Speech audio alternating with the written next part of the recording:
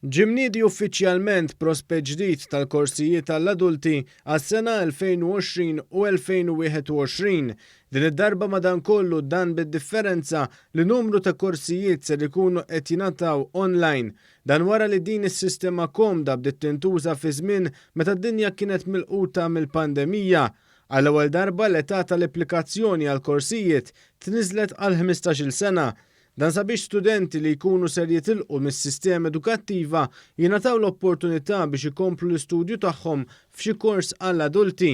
Fil-fatt, is-Segretarju Permanenti Frank Fabri innota kif fil-waqt li qabel pajjiżna kellna 21.7% tal-istudenti li joħorġu kmieni mis-sistema edukattiva, dan il-persentaġġ naqas għal 16.7%. L-applikazzjonijiet ser jibqgħu jkunu aċċettati sa nhar is-7 ta' Awwissu.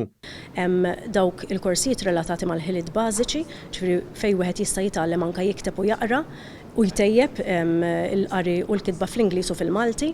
Hemm ukoll korsijiet relatati mal-lingwi fejn wieħed jista' jitgħallem lingwi diversi bħal Taljan, Franċiż, Ġappuniż, Arbi, diversi. Imbagħad għandna korsijiet relatati mas-saħħa kif wieħed għandu jħosseb saħħtu.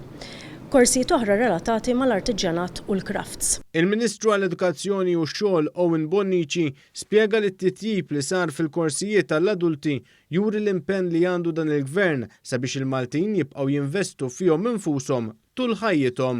Aħna impenjati biex inkomplu nollu il-lifelong learning, l-adult education u nolluh fil-livelli li xirqilhom għaliex bħalma għandna l-università li hija importanti, l-EMCAS, l-istituzzjonijiet sekondarji, terzjarji, primarji u sekondarji, hekk ukoll l-adult learning, il-lifelong learning huwa importanti daqshom daqs dawn l-istituzzjonijiet għax huwa wieħed mill-pedamenti tas-sistema edukattiva kollha kemm hi.